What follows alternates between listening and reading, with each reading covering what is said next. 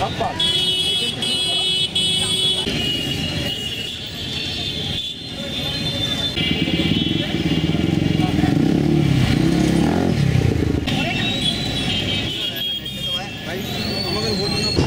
31 তারিখে ঢাকাতে গিয়েছিলাম জুলাই বিপ্লবের ঘোষণাপত্রের জন্য।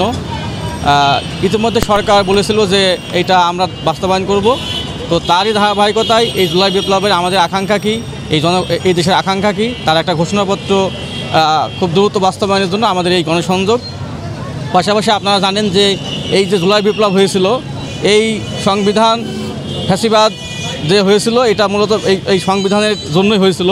আমরা চাই যে এই সংবিধান বিলুপ্ত করা হোক এবং আমাদের ছাত্র জনতা, আগামী সরকার যারা ক্ষমতায় যাবে কিংবা আসবে, তারা যেন এই বিপ্লবটাকে আপনার যেন নেগেটিভভাবে ব্যবহার করতে না পারে, তারই স্বীকৃতি স্বরূপ আমরা এই ঘোষণাপত্র চাই। পাশাপাশি আপনারা জানেন যে 1971 সালকে যেমন আমরা শ্রদ্ধা করি, ঠিক তেমনি 24-এর যে জুলাই বিপ্লব, আমরা এটাকেও আগামীতে যারা ক্ষমতায় আসবে তারা যেন এটাকে সম্মান করে এবং এটাকে যেন স্বীকৃতি দেয়। পাশাপাশি এদেশে বড় একটা বৃহত্তর দল তারা ফ্যাসিবাদের দোসর, তাদের আইনের আওতায় আনতে হবে এবং তাদের যারা নেতাকর্মী আছে তাদেরকে বিচারের আওতায় আনতে হবে। পাশাপাশি আপনারা জানেন যে জুলাই বিপ্লবের মেন লক্ষ্য কিন্তু শুধুমাত্র সরকার হটানো না।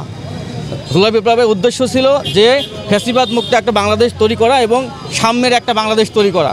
সেই দেশ আমরা এখন পর্যন্ত যেহেতু পাইনি, আমাদের আগামীর উদ্দেশ্য হবে যে সুন্দর এবং সঠিক বাংলাদেশ নির্মাণে সবাইকে নিয়ে কাজ করা।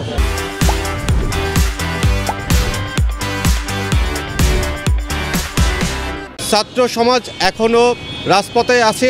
5 তারিখে যে আকাঙ্ক্ষা নিয়ে ছাত্র সমাজের সাথে সম্মতি প্রকাশ করে সারা বাংলাদেশের জনগণ রাস্তায় নেমে এসেছিল, সেই আকাঙ্ক্ষা বাস্তবায়ন না করে এই দেশের ছাত্র জনতা রাজপথ ছাড়বে না। এই ফ্যাসিবাদী যে ব্যবস্থাপনা এর বিলুপ্ত এবং স্বৈরাচারী দর্শকদের বিচার, এর পরিপ্রেক্ষিতে আমাদের জুলাই বিপ্লবের যে 7 দফা দাবির ঘোষণাপত্র, এই ঘোষণাপত্র রাষ্ট্রীয়ভাবে স্বীকৃতি না দেয়া এবং আমাদের শহীদদেরকে রাষ্ট্রীয়ভাবে স্বীকৃতি না দেওয়ার আগ পর্যন্ত এই ছাত্র জনতা বাংলাদেশের রাজপথ ছাড়বে না। আমরা আগামীর বাংলাদেশকে একটা সুন্দর বাংলাদেশ বিনির্মাণ করার জন্য যতটুকু যার প্রয়োজন, ইনশাল্লাহ এই বাংলাদেশের সাধারণ জনগণ এবং ছাত্র সমাজ সেই বাংলাদেশকে বিনির্মাণ করে তারপরেই তারা ঘরে ফিরবে। ইনকিলাব জিন্দাবাদ।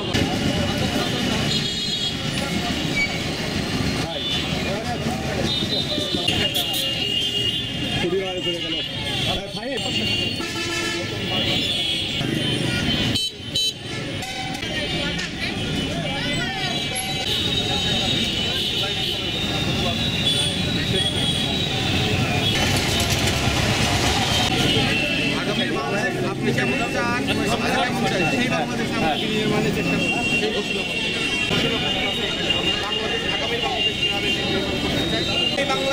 সেই বাংলাদেশ